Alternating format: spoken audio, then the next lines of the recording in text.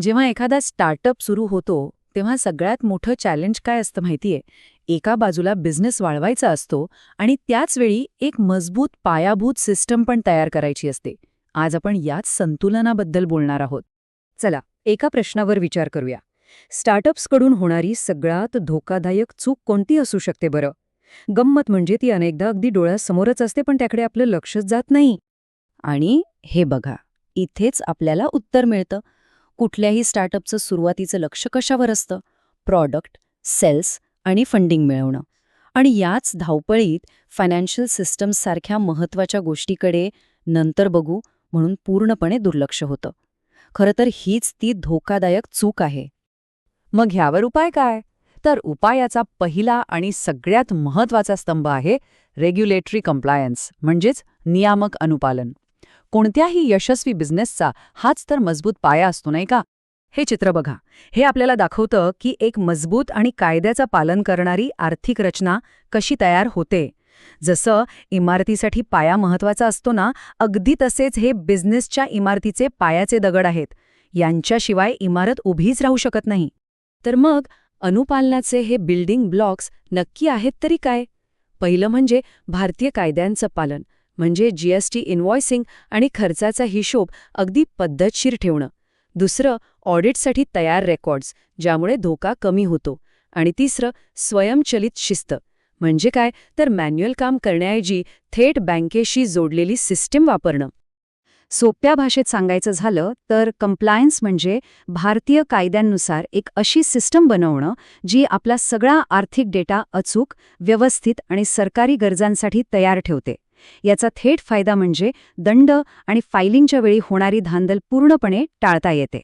बरं, आता कायद्याचं पालन तर झालं, पण फक्त एवढं करून चालणार नाही. आता आपण दुसऱ्या आणि तितक्याच महत्त्वाच्या स्तंभाकडे वळूया, आणि तो म्हणजे फायनान्शियल क्लॅरिटी, अर्थात आर्थिक स्पष्टता. ही इमेज पहा. ही आपल्याला दाखवते की स्पष्टता मिळणं म्हणजे यशाच्या पुढच्या पायरीवर जाणं. हा डेटाच्या आधारावर बिझनेस वाढवण्याचा मार्ग आहे, जो केवळ नियमांचं पालन करण्याच्या खूप पुढे घेऊन जातो. आणि ह्या स्पष्टतेमुळे नेमकं काय मिळतं? एक, बिझनेसची नाडी आपल्या हातात येते.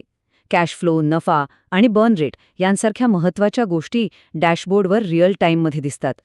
आणि दुसरं, योग्य माहितीच्या आधारावर निर्णय घेता येतात, मग ते प्राइसिंग असो, नवीन हायरिंग असो किंवा बिझनेस वाढवण्याचा निर्णय असो. म्हणजेच क्लॅरिटी म्हणजे फाउंडर्सच्या हातात स्वच्छ डेटा आणि ऑटोमेटेड रिपोर्ट्सच्या माध्यमातून अशी शक्ती देणं की ते बिझनेसच्या कामगिरीबद्दल रिअल टाईम माहिती घेऊ शकतील. आणि यामुळेच ते अधिक स्मार्ट आणि जलद निर्णय घेऊ शकतात. हे फक्त कायद्याचं पालन करण्यापेक्षा खूप पुढची गोष्ट आहे, नाही का? तर मग विचार करा, या दोन्ही स्तंभांना म्हणजे कंप्लायन्स आणि क्लॅरिटीला एकत्र आणल्यावर काय होतं? तेव्हा होतं खरं ट्रान्सफॉर्मेशन. अकाउंटिंग हे फक्त एक ओझं न राहता एक प्रचंड मोठा फायदा बनतं. आणि ही सिस्टम तयार करण्याचा मार्ग खरं तर खूप सोपा आहे. सुरुवात करायची एका मजबूत चार्ट ऑफ अकाउंट्स डिझाईन करण्यापासून. त्यानंतर जीएसटी आणि ऑटोमेशन सेट करायचं, बँकेला सिस्टमशी जोडायचं आणि शेवटी अर्थपूर्ण फायनान्शियल रिपोर्ट्स तयार करायचे. आणि या सगळ्याचा परिणाम काय? तर या एका वाक्यात अगदी अचूकपणे सांगितलं आहे. ही सेवा अकाउंटिंगला केवळ अनुपालनाचं ओझं न ठेवता एका धोरणात्मक फायद्यामध्ये बदलते. आणि हेच या संपूर्ण प्रक्रियेचं सार आहे. आता हे संपूर्ण इन्फोग्राफिक बघा.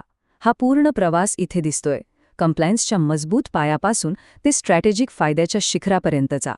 अकाउंटिंग हे केवळ एक बॅक ऑफिसचं कंटाळवाणं काम न राहता बिझनेस वाढवण्यासाठी एक महत्त्वाचं, शक्तिशाली साधन बनतं. तर मग आता विचार करण्याची वेळ आहे. कोणत्याही स्टार्टअपसाठी अकाउंटिंग हे एक ओझं आहे की एक धोरणात्मक फायदा? यावर विचार होणंच पाहिजे.